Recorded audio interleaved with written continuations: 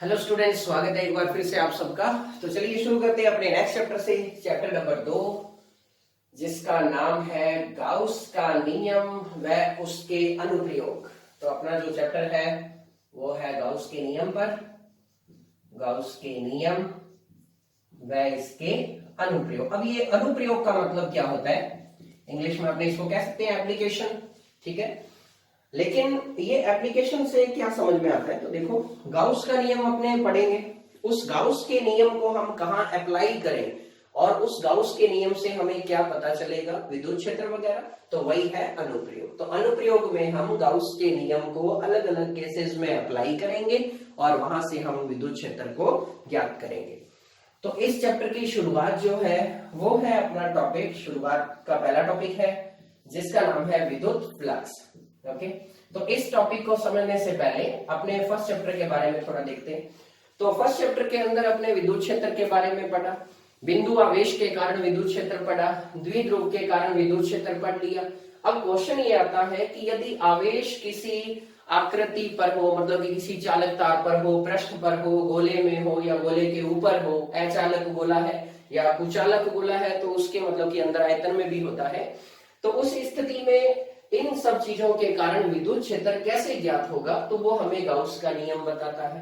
लेकिन डायरेक्ट विद्युत क्षेत्र ज्ञात नहीं होता, तो सबसे पहले हमें विद्युत फ्लक्स को समझना पड़ता है। विद्युत फ्लक्स जिसको इलेक्ट्रिक फ्लक्स भी कहते हैं और इसको फाई ई से डिनोट करते हैं, ठीक है। और ये जो है एक अदिश राशि है और इसका मात्रक जो है वो है वोल्ट मीटर, इसका मात्रक होता है वोल्ट मीटर, ठीक है। समझते हैं इसके बारे में पहले ये है क्या।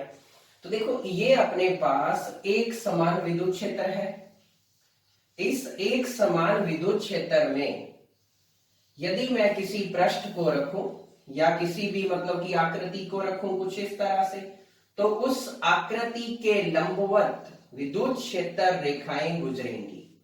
विद्युत क्षेत्र में रखे किसी पृष्ठ के लंबवत, ओके, विद्युत क्षेत्र में रखे किसी पृष्ठ के लंबवत गुजरने वाली विद्युत क्षेत्र रेखाओं की संख्या को ही विद्युत फ्लक्स कहा जाता है, ठीक है।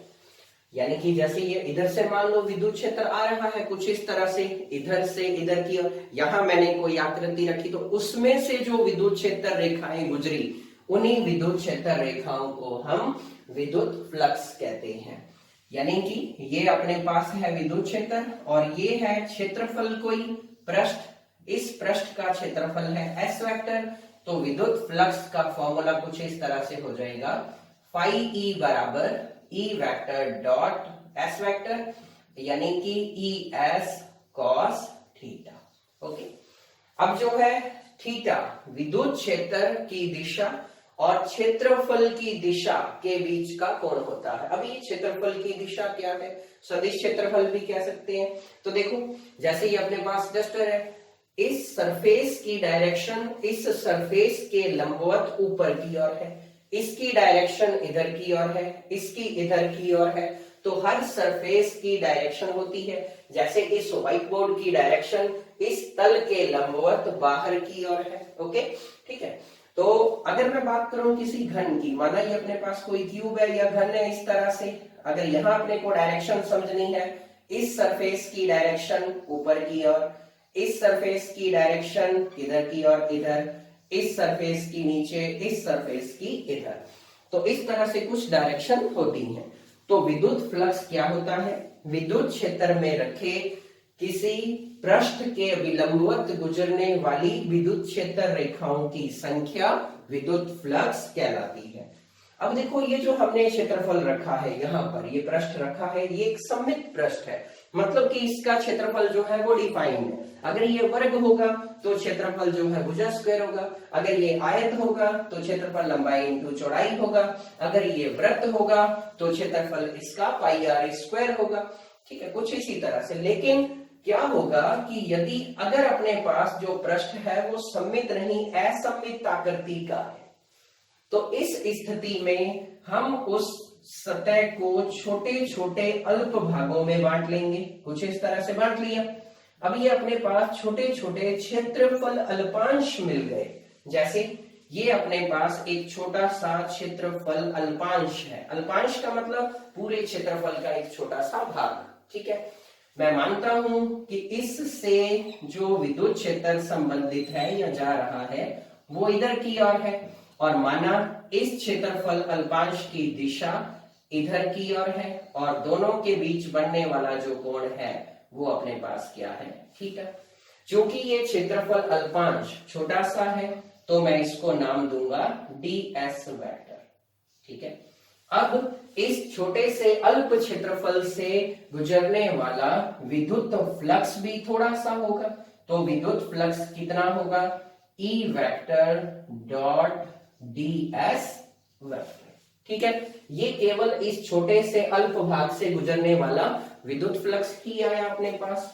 अब इस संपूर्ण क्षेत्रफल से गुजरने वाला विद्युत फ्लक्स कैसे ज्ञात होगा? फिजिक्स में बहुत इजी है ये सब, कि अगर आपको थोड़े से का पता लग जाए तो ज्यादा का पता लगाना है तो उसका इंटीग्रेशन कर दो। तो जो इस पूरे पृष्ठ से गुजरने वाला विद्युत फ्लक्स अपने को मिलेगा integration E vector dot ds vector, कुछ इस तरह से इसका इंटीग्रेशन हो जाएगा। अब बात आती है कि यदि अपने पास जो पृष्ठ है वो परिबद्ध है, परिबद्ध का मतलब बंद पृष्ठ है, सॉरी, ये कुछ इस तरह से है, माना ये अपने पास कोई चालक गोला है, वृत्त नहीं गोला है, ठीक है। तो अब इसके अंदर कहीं भी मान लो कोई आवेश रखा है, तो ये आवेश जो है वो इस गोले के अंदर परिबद्ध है, बंधा हुआ है, कहने का मतलब अंदर है इसके, ठीक है। तो इस गोले की सतह से जो विद्युत फ्लक्स गुजरेगा उसका भी फॉर्मूला यही होगा। अल्प क्षेत्रफल मान लो अपने ये है छोटा सा, इसकी डायरेक्शन इधर है मान लो, और विद्युत क्षेत्र की डायरेक्शन मान लो इधर है, कोण थीटा अपने पास, तो फॉर्मूला यही अप्लाई होगा। लेकिन बंद पृष्ठ होने के कारण मैं यहाँ पर सर्कल यूज कर सकता हूँ। ये सर्कल मेरे को बताता है कि पृष्ठ क्या है, अपने पास बंद पृष्ठ है, ठीक है। और हमने उस क्षेत्रफल का समाकलन किया है, तो इसलिए हम यहाँ पर s भी लगा सकते हैं, क्योंकि इस छोटे से क्षेत्रफल के कारण पता लग गया क्या होता है, d फाई e बराबर E vector dot ds vector. तो इस पूरे के कारण कितना होगा, इसका समाकलन करो, क्योंकि ये बंद पृष्ठ है तो यहाँ पर ये लगाओ, और हमने सरफेस का इंटीग्रेशन किया है तो यहाँ पर s लगाओ। तो ये एक मोस्ट इंपॉर्टेंट फॉर्मूला बन गया विद्युत फ्लक्स का, ठीक। तो ये था विद्युत फ्लक्स। तो एक्चुअल में विद्युत फ्लक्स क्या होता है, किसी भी विद्युत क्षेत्र में रखे किसी भी पृष्ठ के अभिलंबवत गुजरने वाली विद्युत क्षेत्र रेखाओं की संख्या। अब बात आती है जो मात्रक की, कि वोल्ट मीटर मात्रक कैसे है। तो देखो विद्युत क्षेत्र जो हमने चैप्टर फर्स्ट में पढ़ा था, विद्युत क्षेत्र का फॉर्मूला हुआ था एक F अपॉन में Q, ठीक है। इसका मात्रक क्या था, न्यूटन, और इसका मात्रक क्या था, कूलम, न्यूटन पर कूलम था। एक मात्रक और अपने पढ़ा था इसका, जो होता था वोल्ट पर मीटर, ये भी एक मात्रक था, ठीक है। अब यहाँ पर आप मात्रक पुट करके देखो, विद्युत क्षेत्र का क्या मात्रक होता है, वोल्ट पर मीटर, इंटू ds क्या है, क्षेत्रफल, और क्षेत्रफल का मात्रक होता है मीटर स्क्वायर, मीटर से मीटर कैंसिल, तो यूनिट अपने पास क्या आ गई, वोल्ट मीटर। तो ये अपने को इसका मात्रक भी पता लग गया। चूंकि दोनों सदिश राशियां हैं तो डॉट प्रोडक्ट इनका क्या होगा, अदिश राशि होगा, ठीक है। तो इस तरह से ये अपने पास विद्युत फ्लक्स जो है वो अदिश राशि भी है। तो ये था अपना टॉपिक विद्युत फ्लक्स। तो विद्युत फ्लक्स क्या है, विद्युत क्षेत्र में स्थित किसी भी क्षेत्रफल के लंबवत गुजरने वाली विद्युत क्षेत्र रेखाओं की संख्या। ओके, अब चलते हैं अपने अगले टॉपिक की ओर, जिसका नाम है सतत आवेश वितरण। देखो नाम से ही पता चल रहा है सतत आवेश वितरण। तो फर्स्ट टॉपिक अपने कर लिया। सेकंड है अब अपने पास सतत आवेश वितरण। नाम से ही पता चलता है, कुछ भी इंपॉर्टेंट नहीं है इसमें, बस एक बेसिक कंसेप्ट सा है जो अपने को पता होना चाहिए। सतत मतलब कि एक जैसा, आवेश चार्ज होते ही है, वितरण का मतलब जो आवेश है हर जगह एक जैसा हो, ठीक है। फॉर एग्जाम्पल ये अपने पास कोई कार्डबोर्ड है, मान लो इस पर कलर करना है, व्हाइट कलर करना है, तो अब ऐसा तो है नहीं कि यहाँ पर व्हाइट की इंटेंसिटी ज्यादा हो, यहाँ कम हो, यहाँ ज्यादा यहाँ कम, एक जैसा करना पड़ेगा, एक जैसा होना चाहिए, तो वो सतत होता है। अब अगर अपने किसी भी चीज को आवेश देते हैं तो वो चीजें क्या किस तरह से उस आवेश को होल्ड करती हैं। तो पहले तो ये बात समझते हैं। मान लो मेरे पास कोई एक चालक तार है, मैंने इस चालक तार को आवेश दिया, तो आवेश इसकी लंबाई के अनुदिश इस पर एक समान रूप से वितरित हो गया। फिर मान लो मेरे पास कोई शीट है या कोई पृष्ठ है, मैंने उसको आवेश दिया तो आवेश उसकी सतह पर एक समान रूप से वितरित हो गया।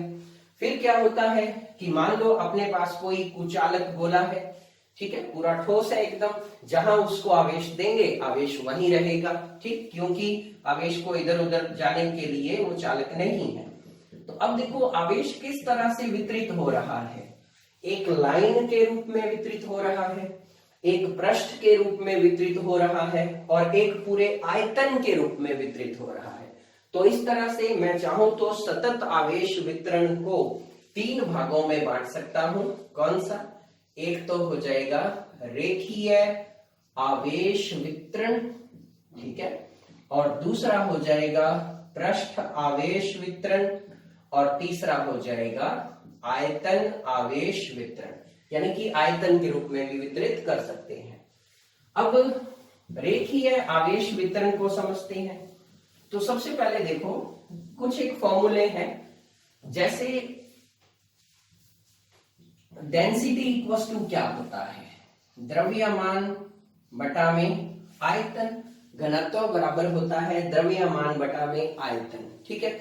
उसी तरह से ऊर्जा घनत्व का भी फॉर्मूला होता है। तो ऊर्जा घनत्व क्या हो जाएगा, जैसे ये ऊर्जा घनत्व का होगा ऊर्जा अपॉन में आयतन।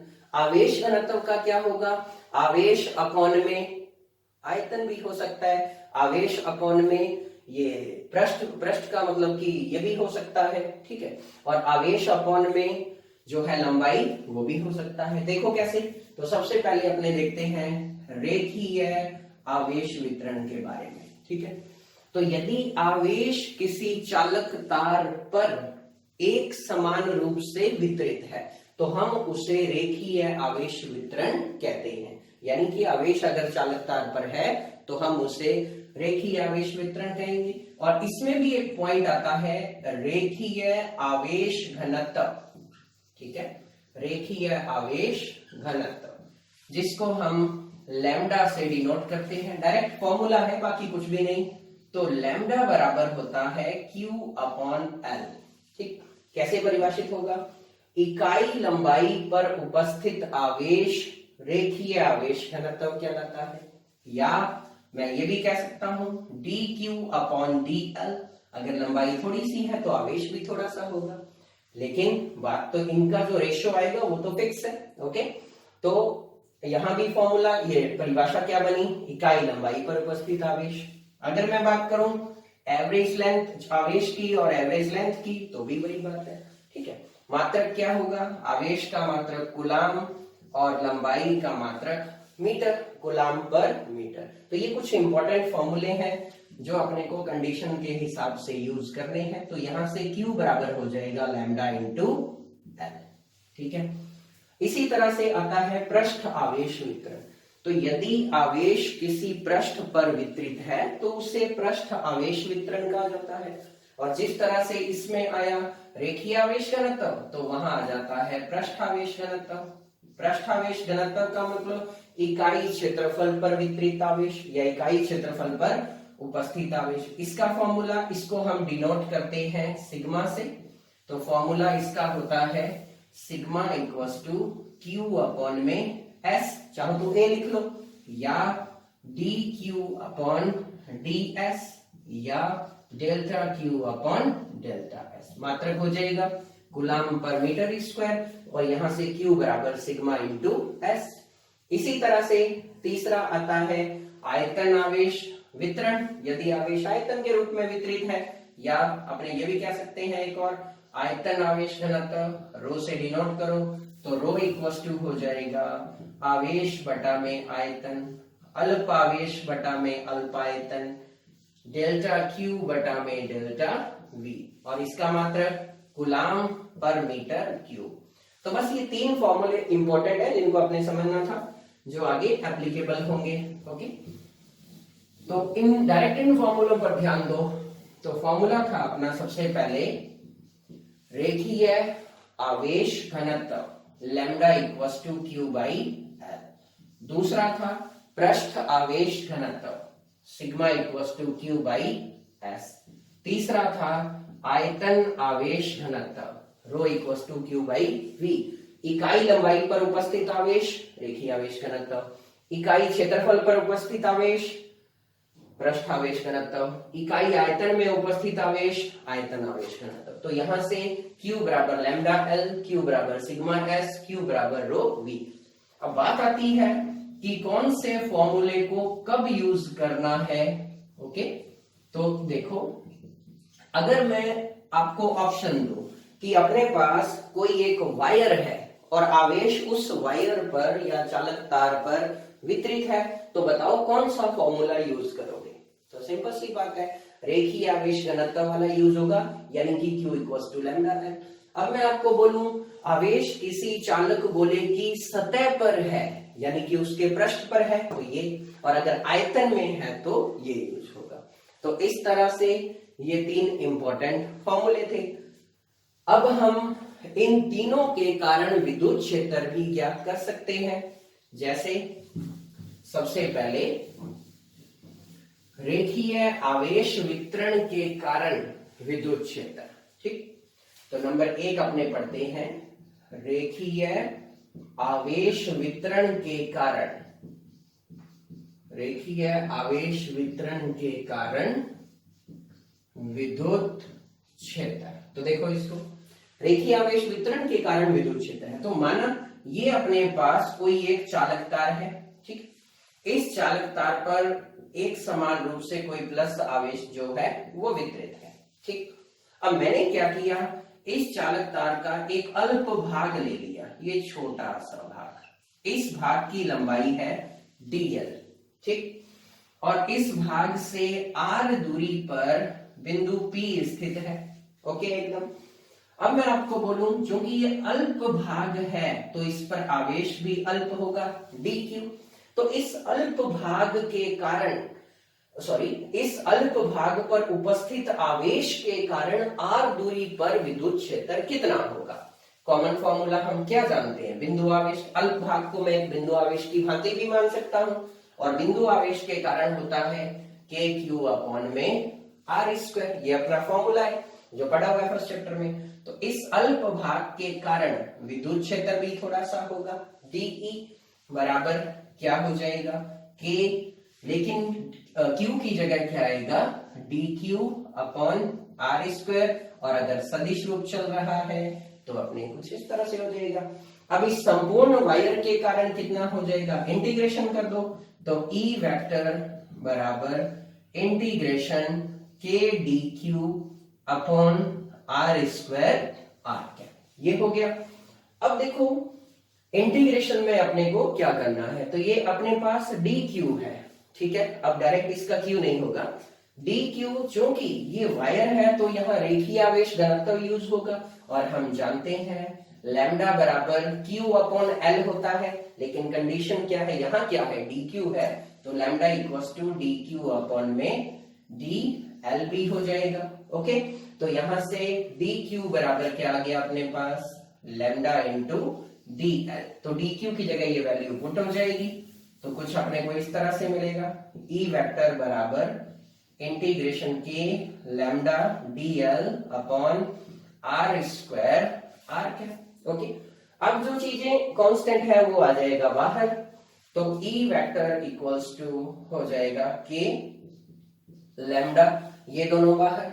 अब इंटीग्रेशन होगा dl अपॉन r² का। ठीक है, r जो दूरी है वो अल्पांशों से दूरी है। अब बिंदु P, क्या बिंदु P, अभी जो डायग्राम बनाया था कुछ इस तरह से, क्या बिंदु P हर अल्पांश से इससे भी r दूरी पर होगा, इससे भी r दूरी पर होगा, नहीं, तो ये r वेरिएबल है, तो इस वजह से अंदर रखा है इसको। और हम इसका रेखीय समाकलन हम इस जो हाँ ठीक है रेखीय समाकलन कुछ इस तरह से कर रहे हैं, तो मैं यहाँ एल भी यूज कर सकता हूं। बस इतना सा ड्राइव करना था। तो ये था रेखीय आवेश वितरण के कारण विद्युत क्षेत्र। इसी तरह से सेम टू सेम, ज्यादा कुछ भी करने की जरूरत नहीं, इसी तरह से एक और है पृष्ठ आवेश वितरण के कारण विद्युत क्षेत्र। अब देखो इसमें क्या होगा, ठीक है, ये मान लो अपने पास कोई पृष्ठ है और ये इस पृष्ठ का छोटा सा भाग है, इससे r दूरी पर विद्युत क्षेत्र जो है हमें वो dE है, अल्प है, तो dE vector equals to k dq। हाँ, इस अल्प क्षेत्रफल पर जो आवेश है वो dq है, ठीक है, तो सेम टू सेम यही आ जाएगा, यहां भी यही आ जाएगा, लेकिन dq की जगह अब लैम्डा dl नहीं आएगा, क्योंकि अब पृष्ठ आवेश घनत्व यूज होगा sigma equals to dq upon ds। तो यहां से dq इक्वल्स टू आ जाएगा सिग्मा ds। तो यहां चेंज होने वाला है, ये अपने पास आ जाएगा सिग्मा ds, k और सिग्मा बाहर, तो ds अपॉन में अपने पास क्या आ गया r स्क्वायर, सरफेस का इंटीग्रेशन है तो यहाँ s लिख दो, हो गया। तो ठीक इसी तरह से पृष्ठ आवेश वितरण के बाद आयतन आवेश वितरण आ जाएगा। आयतन आवेश वितरण के कारण विद्युत क्षेत्र यहां तक सेम चलेगा, बस यहां बदलेगा, rho equals to dq upon dv या dq equals to rho dv। और डायग्राम जो है वो कुछ आयतन वाला इस तरह से बना लो, ये छोटा सा आयतन हो गया dv और इस पर आवेश dq है और r दूरी पर पॉइंट p है, तो इस तरह से यहाँ ये नहीं आएगा, अब यहाँ आ जाएगा रो dv और k एंड रो आ जाएगा बाहर, तो ये अपने पास आ गया dv upon r square r cap, और यहाँ वॉल्यूम है तो v आ जाएगा। क्लियर? तो ये था अपना टॉपिक आयतन आवेश वितरण के कारण विद्युत क्षेत्र। तो इस तरह से अभी तक हमने इस चैप्टर के अंदर क्या क्या समझा।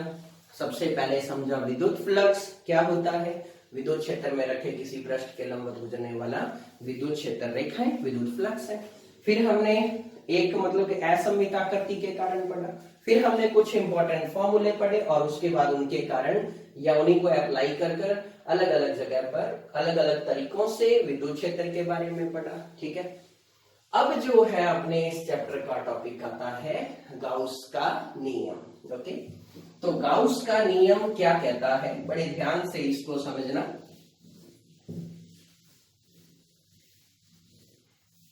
देखो, गाउस का नियम ये कहता है, ये मान लो अपने पास कोई बंद पृष्ठ है, ठीक है, माना इसके अंदर मैंने कोई आवेश Q रखा है, तो जाहिर सी बात है उस आवेश के कारण इसकी सतह से विद्युत फ्लक्स गुजरेगा।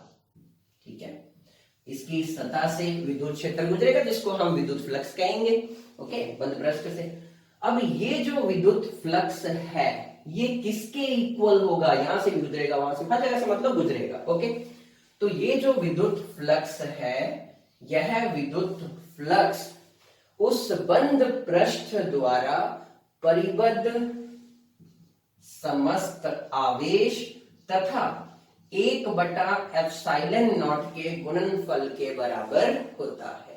अर्थात फाई ई बराबर अपने पास आ जाएगा समेशन Q अपॉन एप्सिलॉन। ये है गाउस का नियम। तो गाउस के नियमानुसार किसी बंद पृष्ठ से संबंधित विद्युत फ्लक्स उस पृष्ठ में परिबद्ध समस्त आवेश तथा 1/ε0 के गुणनफल के बराबर होता है। एक बार फिर से, गाउस के नियमानुसार किसी बंद पृष्ठ से संबंधित विद्युत फ्लक्स उस बंद पृष्ठ में उपस्थित समस्त आवेश तथा 1/ε0 के गुणनफल के बराबर होता है। अर्थात फाई ई बराबर आ जाएगा समेशन Q अपॉन एप्सिलॉन। तो इस तरह से, और हमने विद्युत फ्लक्स की जो डेफिनेशन पढ़ी थी वहां से भी हमने सीख लिया था कि ये कुछ इस तरह से भी होता है। बंद पृष्ठ है तो ये आ जाएगा, यहाँ S लगाना चाहो तो लगा दो, कुछ इस तरह से। अब ये दोनों इक्वल है तो मैं ऐसा भी तो कह सकता हूं integration E vector dot D S vector बराबर summation Q upon epsilon naught. ठीक है, ये गोल्डन फॉर्मूला है, ओके, मोस्ट इंपॉर्टेंट फॉर्मूला है जिसकी हेल्प से हम आगे एप्लीकेशन में जो है विद्युत क्षेत्र एप्लीकेशन के अंदर जो भी पढ़ेंगे वहां विद्युत क्षेत्र ज्ञात करेंगे। तो इस फॉर्मूले को अच्छी तरह से लर्न कर लेना है।